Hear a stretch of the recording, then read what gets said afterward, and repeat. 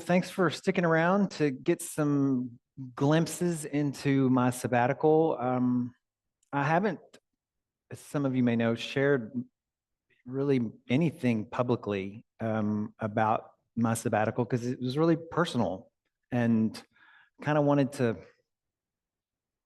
control who I've shared it with. And also, y'all gave me this time, so I kind of felt like y'all get the first preview before anybody else does. So yeah. So have you ever felt been in a situation where somebody's sharing their vacation photos and you feel trapped? Like it's good for about the first 6 minutes. Well, I have 5,000 pictures from the trip. I've edited down a lot of the duplicates and things. I'm not going to share with you 5,000 photos, but I wanted, but I did narrow it down to a few things. And so what to frame this, what I'd like to do is just give you a summary of what I did. It was really cool. And then Pastor Lauren and Pastor Carol shared with me the process that y'all used at the last congregational meeting to share with each other. And so I've framed kind of my learnings and lessons with the 5 S's, which I'll get into in a minute. Can you share my screen? La, la, la, la, la, la. Okay, while we work on that, I'll just show you this. You apply for, it's not playing though, strange. You apply, well, no, I'm going to skip this since it's working. Maybe? Okay, so this is just a silly little video of the steps that I did. We can see that later. Okay. So here's my sabbatical, 3 months. Pastor Lauren captured this when we were on our way out. I went to church at Glide at the beginning and at the end. Most Sundays I was somewhere or doing something. I went to Mass in one city one morning and Pilgrim's Mass at the end.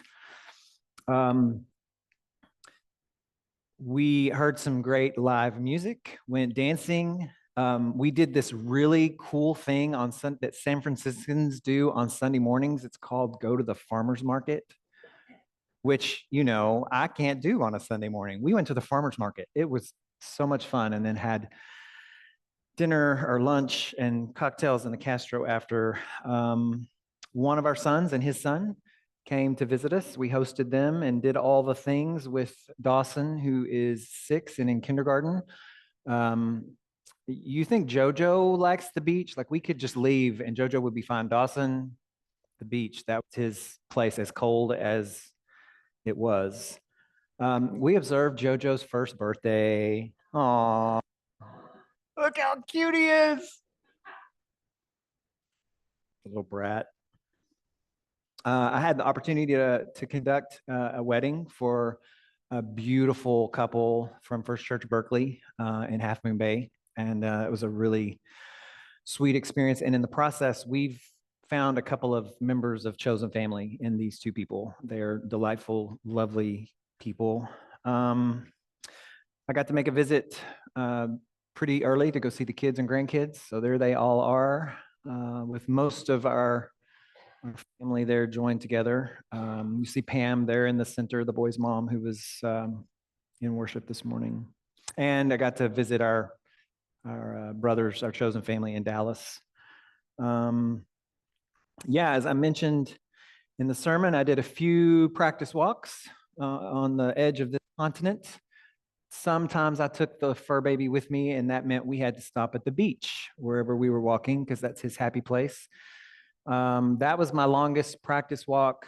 Started, I don't even know where I started, and walked across the Golden Gate Bridge and back. And that 14, I'm calling it 15 miles was the one that I was like, okay, I'm not sure I can do this. It was tough, but I did it. And then, yeah, I left on September 8th. Miguel and JoJo dropped me off real early. in the morning and boarded a flight for Madrid. And again, there's 5,000 pictures. I'm just going to show you a few of them. I spent 5 weeks in Europe that included walking the Camino. I was in Lisbon and Porto for a week, and then I started walking. This picture on my left is when I finished. So that's the cathedral there in Santiago de Compostela.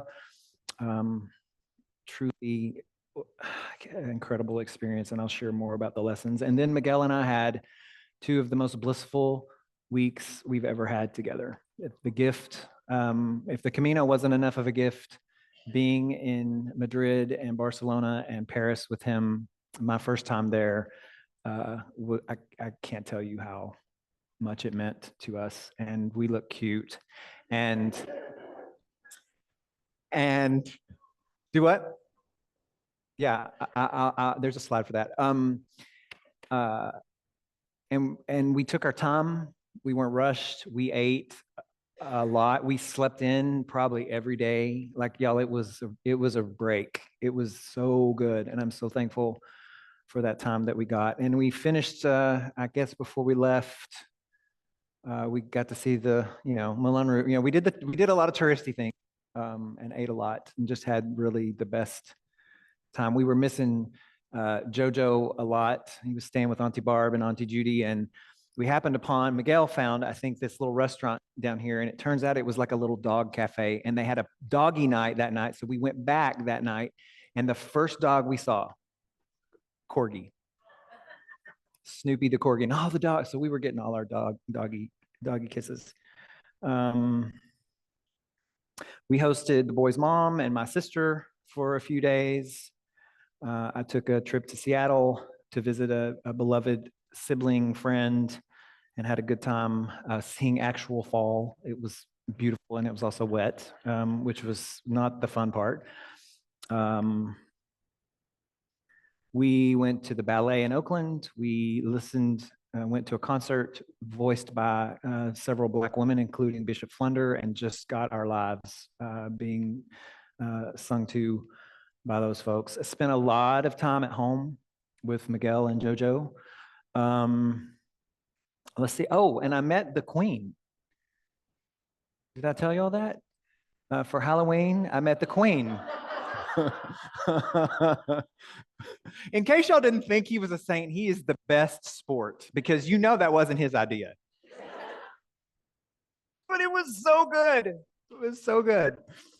And I napped a lot. There is something about an afternoon or a mid-morning nap that I'm going to miss.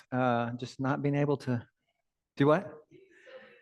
I have been known on Sunday afternoons to sleep under my desk or go over into the youth room and nap. So maybe we'll come up with that. Miguel has even said, you ought to get a little sofa in here for the corner of your office. Maybe I'll do that. I don't know. And oh yeah, I cut my hair off. You may have noticed. I got up the day after we got back, got out of the shower, pulled it up, and I cut it. And this is what we have. So that was. Okay, let's see. Where am I going next? Can't see what my next slide is. So yeah, y'all went through a process to evaluate your sabbatical time using the 5 S's. What were your sorrows? What were your surprises? What were your successes? What was satisfying? And what were solutions? And so I thought I would frame my experiences kind of in the context of those S's. So sorrows. It was difficult to be away from y'all. That was harder than I thought. Even though I looked silly waving out the top of the car, it was tough, and it was particularly difficult knowing that life doesn't stop just because I'm gone. Things happen. We lose people. We get sick. Folks like Dave Hill and Mary Taylor broke my rule. Like, nobody's supposed to get sick while I'm gone. Folks passed away, and I wasn't able to be here. That was really hard. I knew you were cared for. I knew everything was going to be fine. It was hard. to not be the one that got the text or the phone call. And yeah, that's sorrows. Not much there. Thanks be to God. Surprises. So I kind of set out thinking, you know what? I'm gonna more. I'm gonna be like Joyce Clausen, and I'm gonna make these meals, and I'm gonna photograph them, and it's gonna be so good. And seriously, like that first Monday or Tuesday, I fixed this like big meal, and the rule in our household is he who cooks does not do the dishes. And Miguel complimented the meal, and it was really good. And he was in the kitchen a while. And he never said anything about the fact that I never did one of those elaborate meals again. So I don't think he minded going back to normal. But I expected to cook a lot more than I did. I cooked when I got back, but didn't do much. I didn't. This is a surprise. I didn't clean the carpets on the stairs like I was going to do. I didn't get through all of the piles of books, and I didn't check my email at all. And the surprise, I kind of like that part. I didn't use my home office at all, besides trip prep, and most of that was downstairs. And once I got home from the Camino and our trip, I didn't even open my computer. That's big for me. I didn't even go up to the off like this. So this week, typing again, like I could tell, I was like, oh, I'm a little off because I literally had not picked up my computer most of the time.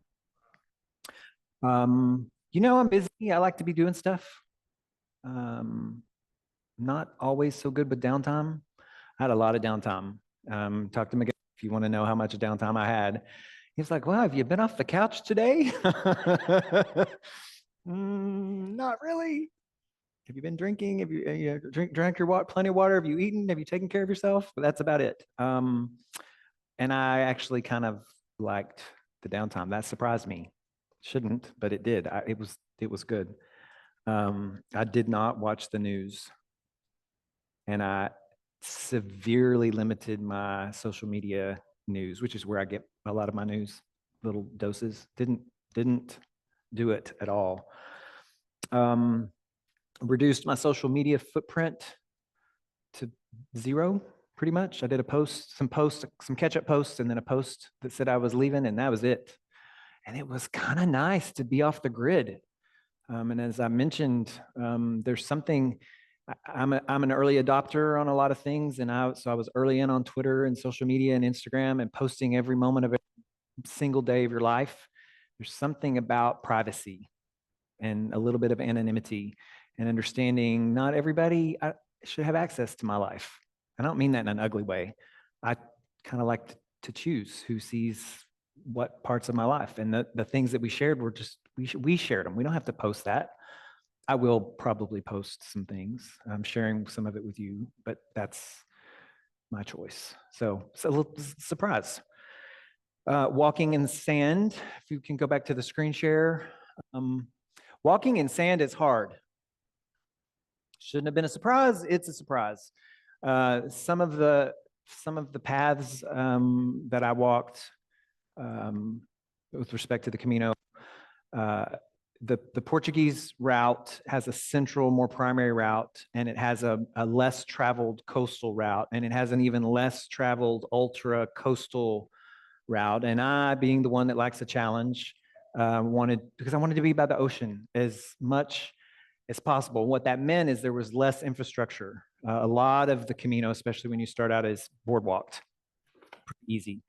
And then you get off the path and further off the path, and there's a path. You can tell some people have walked there, but you're not exactly sure. And so lots of different surfaces, stones, those big, beautiful, smooth, oval, polished stones that people put in their yards. Well, there was a beach full of them that I had to walk through. Like that's where it was. That's where the path was. So a little bit of surprise there. It was lonely. I can tell you that. and lonely feels like a more negative word, but solitude doesn't quite sum it up for me. I was lonely. And because I was more on the off the beaten path, I was by myself a lot, which I chose. I preferred that. I wasn't there to hang out with a bunch of other people or meet a bunch of people. I would meet who I was meant to meet. I was in contact with Miguel. We knew we had a clock set. 4 o'clock in the afternoon was his 7 a.m. and I knew I was going to be able to talk to him, but it was lonely. And the solitude part of it, I kind of really appreciated that, just the solitude. And again, that's a surprise to me. Solitude is not my thing. Religion in Portugal and Spain, there are cathedrals everywhere. It's kind of like driving through the South. There's a church on every corner, and in Europe, there's a cathedral, a grand, beautiful, and even the not grand ones are beautiful and they're elaborate. And what I appreciated about those was, even though they may have been erected by people in power to try to get people to come in, I mean, or maybe they were pure expressions of trying to reach God, but they employed artisans who had a living to use their art to express their gratitude and their love for the divine. And it was everywhere, especially in Portugal, a lot of religious tiles on their house. But unlike the South and other parts of our country, their religion wasn't in my face at all. I obviously, it was important to folks, and folks went to mass, and then they lived their lives. It kind of reminded me of you folks. You come in to worship, and you support the church, and you engage in ministry, and you live your lives, and it informs your lives, but you're not pushing it in anybody's face. And that's a thing I noticed, and it surprised me because of just the sheer amount of cathedrals, like everywhere. Not a lot of queer people on the Camino, or really, unless you were in the bigger cities. That wasn't so much a surprise, but I didn't see anybody as queer as I present myself, or at least am self-aware enough to present myself. Didn't see anybody that I could be like, oh, there's the gay person. Thank God. No, none, not one. Until I got to the bigger cities, and at night I would be out and notice, okay, there's my people. Not that you're not my people, but you know what I mean. And even though everything I read about the Camino said, queer people, LGBTQ, it's welcome, everybody can walk it, we weren't there. Or maybe we were, and folks, as is the case in Spain, people are a little more private about how they express themselves and show themselves. But there wasn't anybody that looked like this on the Camino. Trust. That surprised me.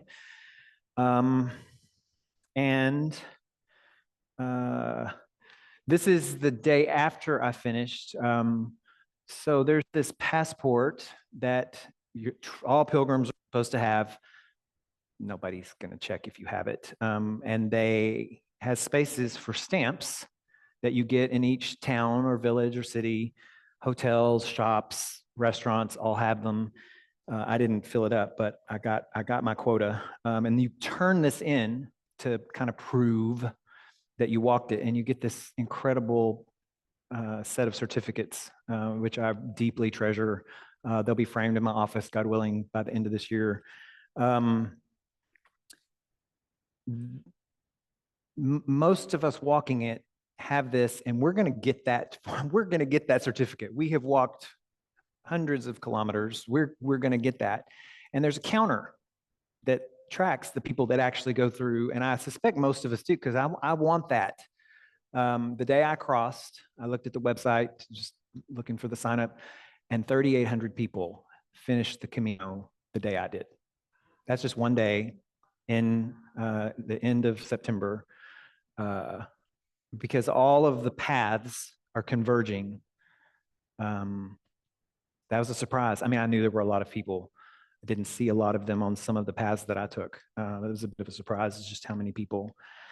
And the last surprise before I move on, is, and this is deeply personal, but I can share this with you, is I did not expect to fall in love again. And there it happened on the River Seine, as some guy was singing some beautiful French music, and I just lost it. Because he was looking at me and he mouthed, "I love you." And I literally lost it. We had the best time. Okay, that was super vulnerable. Miguel's probably not cool with that, but he loves me and it's okay.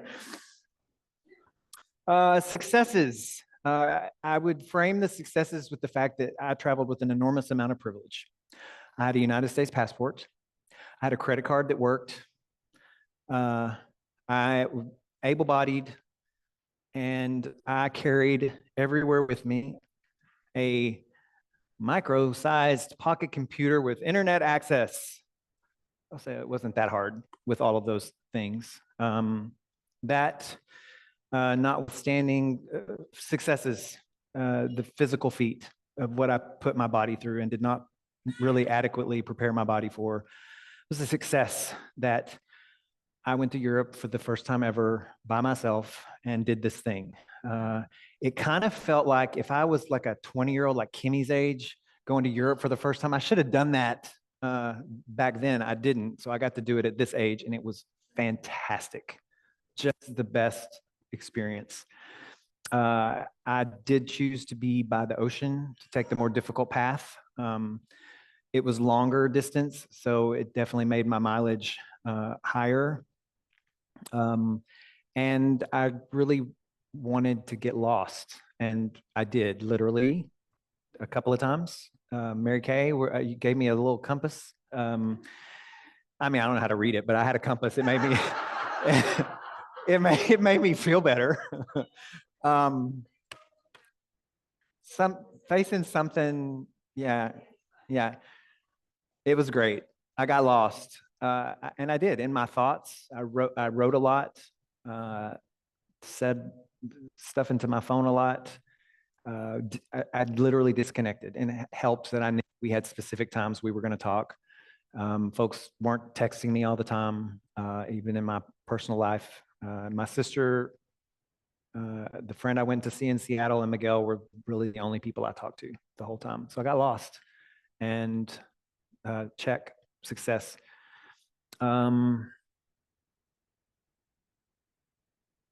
Yeah, and I told you about my days of doing nothing. I'm not a do nothing guy.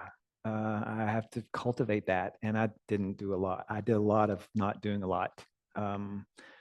Check, success.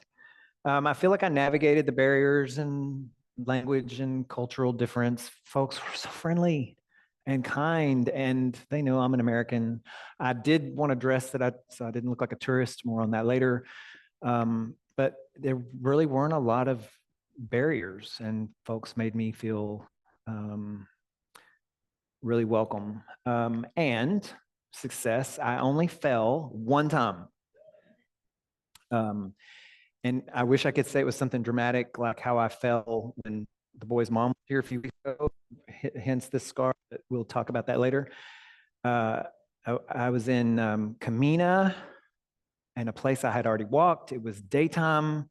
The cathedral was here. The town square was here. And this is much less dramatic than the buildup I'm giving it. Anyway, I have breakfast in the square full of people. It was beautiful. And I walk over to the cathedral. There is a step, like literally 2 inches. And I stepped down, and I guess the weight of my backpack, and I went down. So I have a nice little scar on my knee, little badge of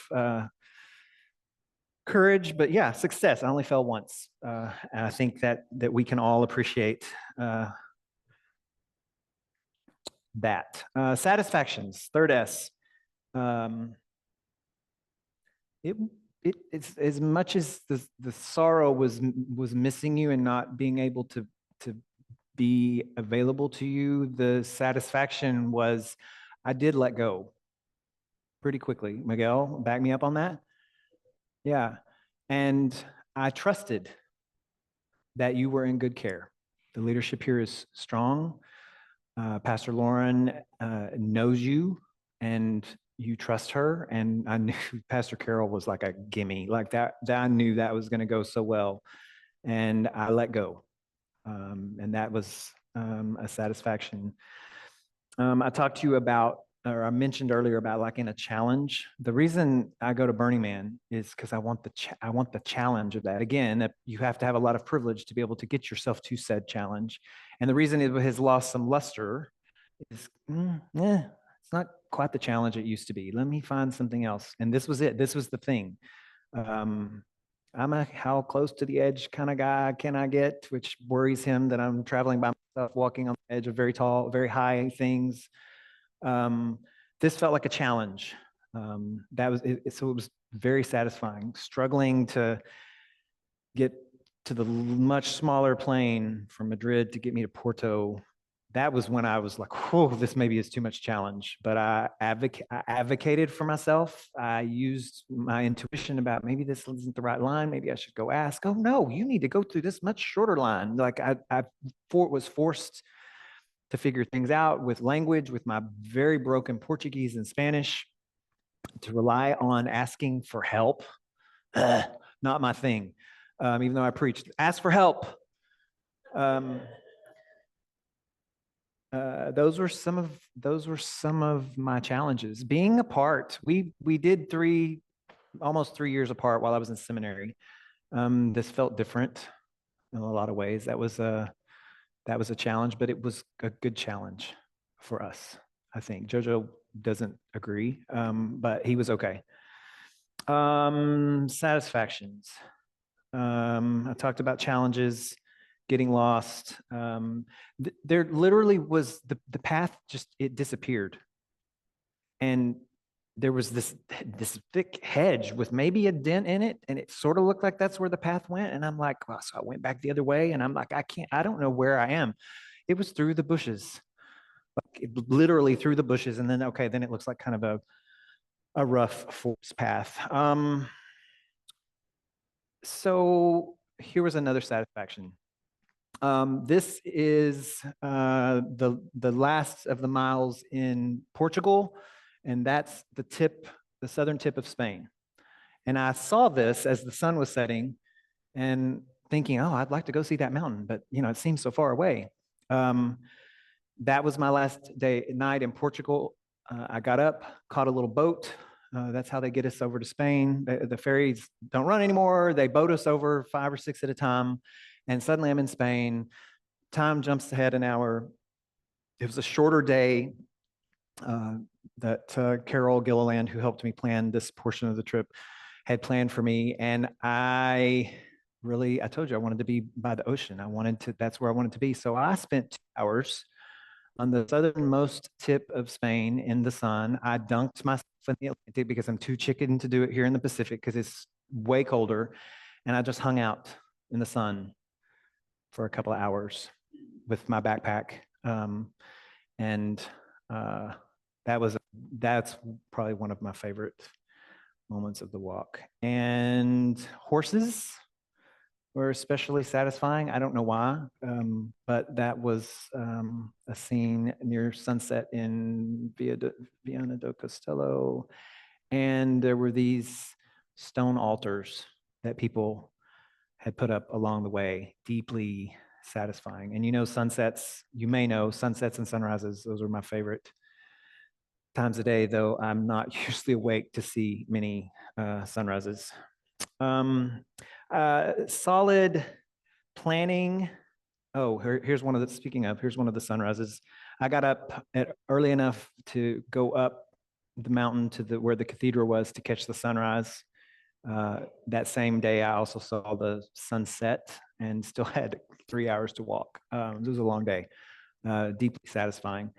I would say solid planning. I'm one of those people that likes an itinerary on a vacation. There are those of you who don't want to go on vacation with the person who has the itinerary. I'm the itinerary guy. So a lot of the things that I planned or that Carol planned helped. I watched the sunset at a cute little bar with a glass of rosé in Lisbon, where they have a bridge very much like our Golden Gate Bridge. I mean, it's kind of the same bridge. And I planned that because, this is a thing you should do. And how many of you remember Cheryl Beck, who was a member here? She passed a few years ago, did her memorial and became friends with her son and his husband, who now live in Barcelona.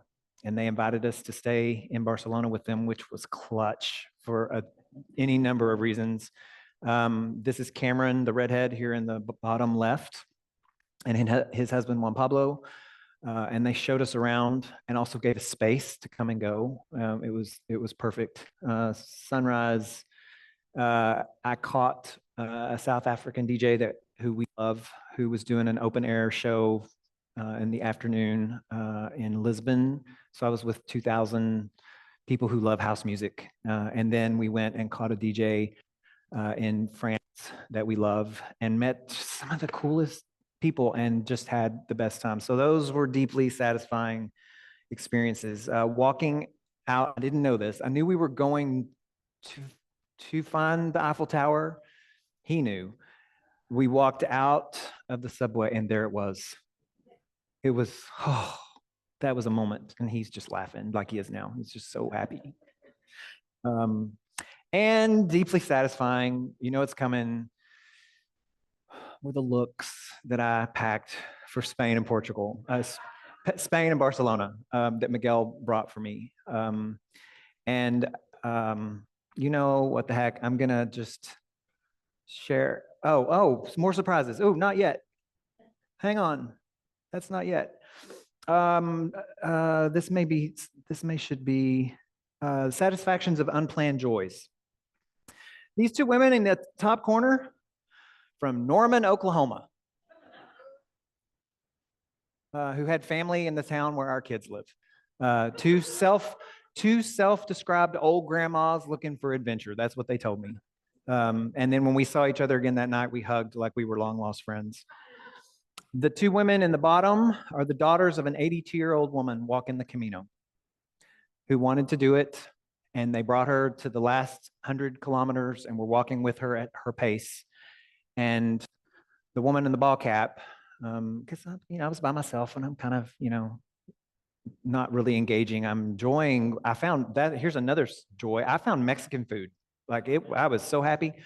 And she came over and she's like, I think we passed you today. I'm like, oh yeah. I remember your hair. Okay. Tennessee, accent, charm, all of it. And like these are people I would hang out with, really lovely people. We went, our friends in Barcelona took us to a music party with, several hundred Spaniards. There's nothing wrong with that. It was great music. They were having the best time. It's for me like church. It is a form of church. And it was awesome to find that. And then our dearest brother friends from Dallas, Mark and Raul, there was a day from their vacation where we were in Barcelona at the same time and we got to spend the day and the night with them. That was super joyful. Okay, let's see. Okay, here's the looks. Take them all in. Ridiculous, but it was like, oh, my closet makes sense here.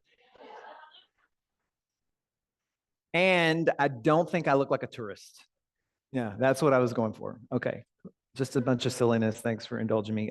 We got to see some great art, culture. We got to see Guernica, which really was something to behold, not because it's so large, but because of what it's telling and how relevant it is right now. It's stunning. And we was at the Mona Lisa. It's very small. All of you know this that have been there or study art history. It's really small. And we tried to get up to it, and at some point it was like, it wasn't worth it. So that's as close as we got. Tiny cups of coffee all day long, all night. And I love it. I'm a coffee person now. I'm hooked. And I also appreciated how the human body is celebrated in Europe. Not ashamed. We're not ashamed of the naked body or of our bodies. Very different culturally. That was satisfying. And I guess the last satisfaction, there's no slide for this, but when things didn't go to plan, I worked it out. Somehow there was a way, and Google. So there's a slide for this. I was recommended a restaurant in Porto. I get there. Oh, you have to have a reservation. And it was not, sorry, we don't have tables. It was a very snotty, you don't have a reservation? Very judgy. And I'm like, oh, great. Like, what am I going to do? So I'm like, I'll just go over across the river. Villanova de Gaia, which is actually where Port is from, by the way. And I'll just see what I can see. And I'm in the subway going across the bridge as the sun is setting. Check. I see another sunset. Walk out, square full of people, beautiful. Where am I going to eat? End up navigating down, down, down, down back to the river level and find this little restaurant with 11 tables that happened to have just one table and welcomed me in like family. And the woman was in the kitchen cooking, and I had a delicious meal and met this incredible couple. I mean, it was, again, when things don't go to plan, it'll work out. It's satisfying. Last thing, as we left Spain, we took a early. Miguel loves when I book early morning flights. Flight to Paris, and it was the full moon or near full moon. And in the course of that flight, we saw the moon set and the sunrise. Like, how cool is that? Come on. I know the people around were like, what's he doing? Like, oh, look, Miguel, look, look, look. Anyway, okay. Let's see.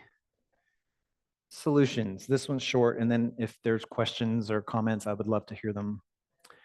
Solutions.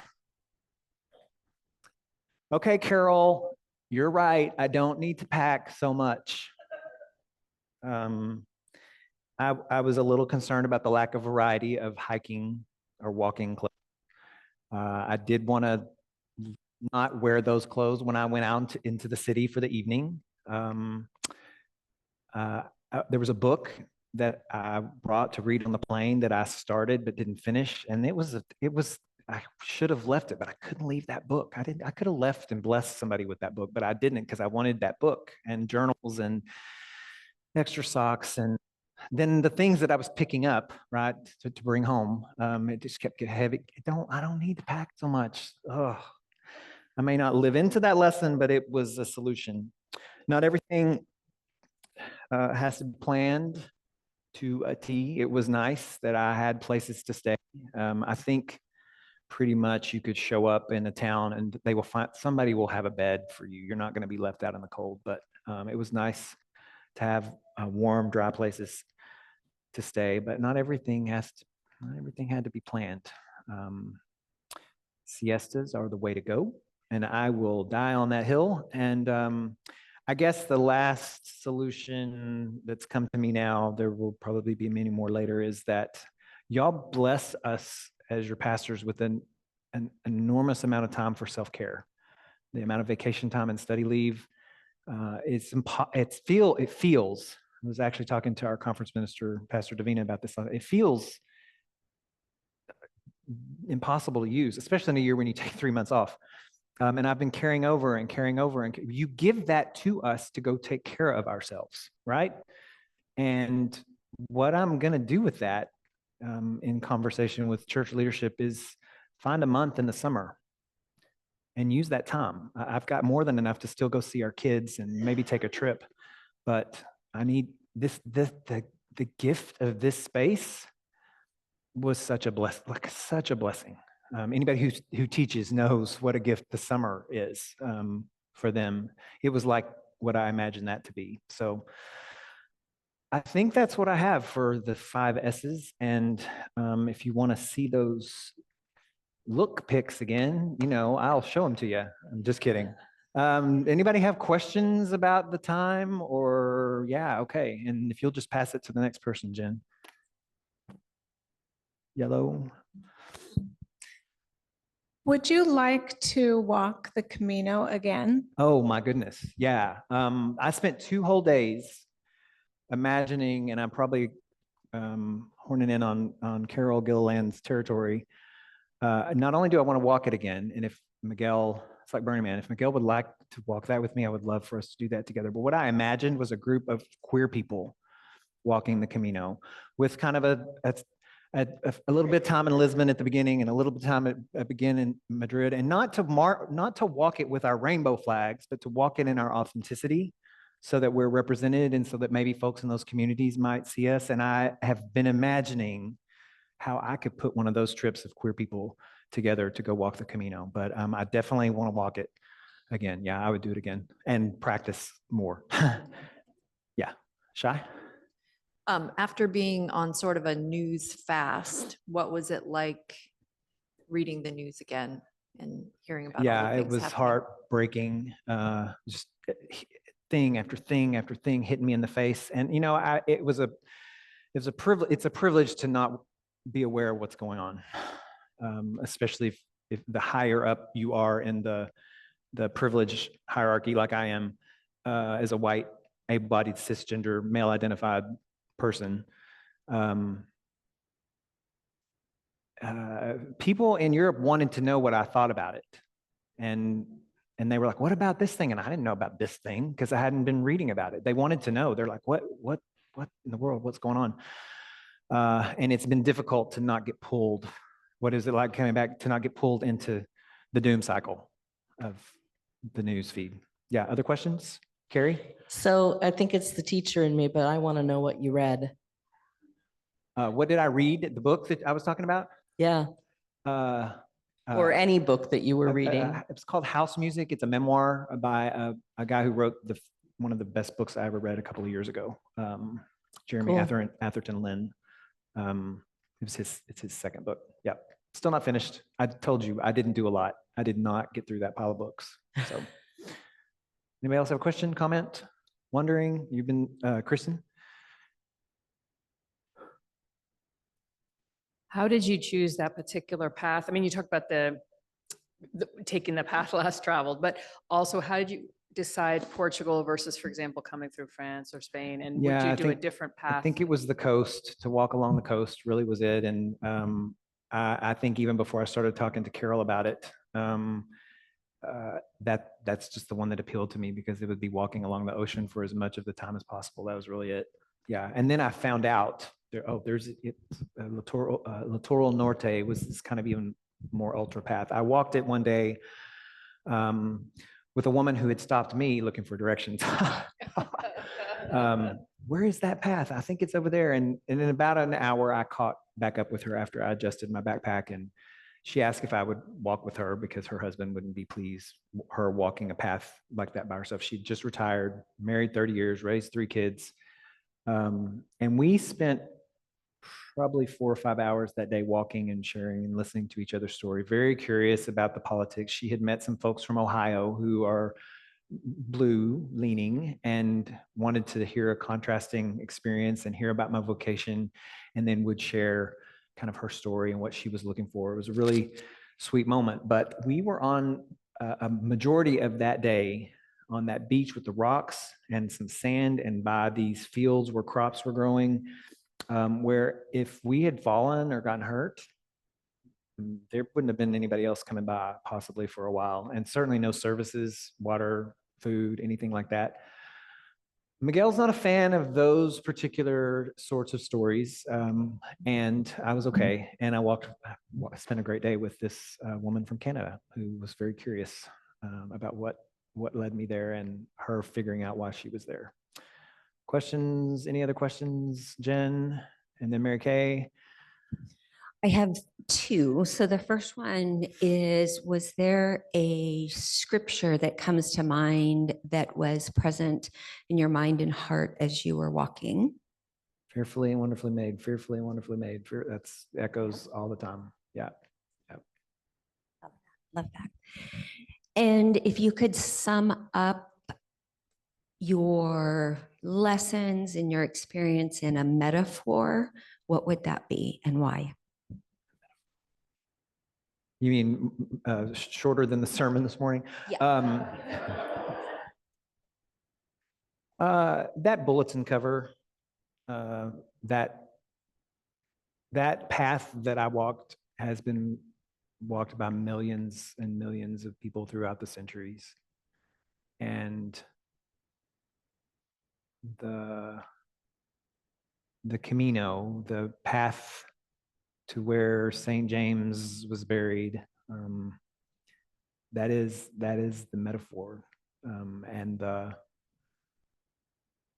destination to come into the fullness of myself. And this time a particularly embodied way. Yeah. Not sure if that answered you, but And that's lovely, the way you just summarized that. I've got a stupid practical question. Did you ever get rained on, thunderstorms, anything Oh, like okay. that? Great story. Weather. So I did a bus tour. This is a funny to me story. I did do a bus tour when I was in Portugal because I wanted to see a little bit more of it. And what I wasn't paying attention to, that the first stop of the bus tour was to the second city I was going to be walking to. And I almost canceled, and then I would have lost my money or Miguel's money. And but then I kind of was workshopping it. I'm like, well, at least then this way I'll feel a little more secure. I'll know what I'm walking into. And we go there, see the town, have some food, and then we take the bus up to this cathedral where the video was that I showed you that I caught the sunset. Completely shrouded in fog. It was like I was in San Francisco at Sutro Tower, completely covered in fog. And I'm like, God did not want me to see this yet. Now that stunk for the people who purchased that tour to see this remarkable cathedral and that view. But it was super interesting that God didn't want me to see that cathedral yet. So it rained off and on throughout that day. And then the 18.5-mile day that I was up at sunset and didn't literally walk into the town until 9 o'clock at night. Not a smart thing to do, but I felt completely safe. It was fine. Saw some really cool things at night. I was so completely exhausted that I slept really well. Well, it rained. It rained all night. It rained all night to the extent that, my pants that I had to wait till 11 p.m. so I could use the dryer didn't get dry. I'll hang them on the line. They were completely soaked because it rained. And then I slept till 10:30 or 11 and the rain stopped and I continued my journey. The day after I completed the Camino was rainy and cold and damp. And so all those people walking in came into the rain, not me. So I dodged the rain largely. So slept through some and got in just ahead of it. Other questions? Sure, Todd. Oh, hey, Ruben. Quick question here. Maybe it's too early to ask this, but I want to ask it anyways and see where it goes. On returning from being in other landscapes, inner and outer landscapes, different horizons, coming back here, is there anything you see differently about your familiar horizons that become unfamiliar, or that you see a new light in light of the other landscapes, the other cultural horizons, the other spaces you're in? The personally or more vocationally or both? Yeah. The Bay Area, the cultural context we're in here. Yeah. Like how, yeah. So is there anything you see differently in light of the horizons, the other horizons you're in? I mean, I see, I don't know if it's a pleasant horizon. We're so repressed here. So coming back from a place like that felt so open and liberated. Okay, so the Bay Area is a bubble. I don't ever, maybe I should have to worry about how I'm dressed or how queer I look or blah, blah, blah, holding hands or whatever. That's the Bay Area. It's not the same when we go home to Dallas. It feels icky being in that airport. And maybe I'm projecting something, but it feels gross. Going to the Walmart in the town where our kids live doesn't feel good. And I don't know what's gonna change that. So that's the horizon I'm seeing. It's a little bleak. So I haven't worked through if I see anything else, but the repression, it makes me definitely more convinced in programs like OWL for people of all ages. And we're going to be sharing with you an idea we're having for Lent about that. But the more liberated we become, the more comfortable we become in our own skin, the better citizens, the better people, the better neighbors, the better people of faith we're going to be. That's a thing I just was thinking. I was excited to come home, really, truly, and it's different here and not in, again, lots of privilege. A United States passport's a very valuable thing, right? Doesn't feel as good in some ways. So that's kind of where I am. Thanks for that question. I need to think about that more. Horizons. Okay, y'all have been really great, very generous with your time. Last call for questions. Thanks for being patient to look at all my silly pics. They may or may not be on Instagram. That's okay. Again, it was what you gave me was the best possible gift you can give to a pastor.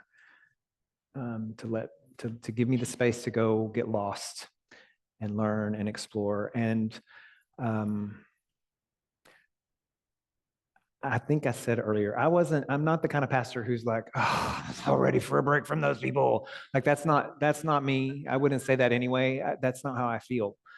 I'm ready and excited to be back, to keep working together, to keep doing our work set before us. I feel rested. I do feel restored and ready to get back to work. And oh yeah, Advent's around the corner. So let's get to it. All right, thank y'all so much.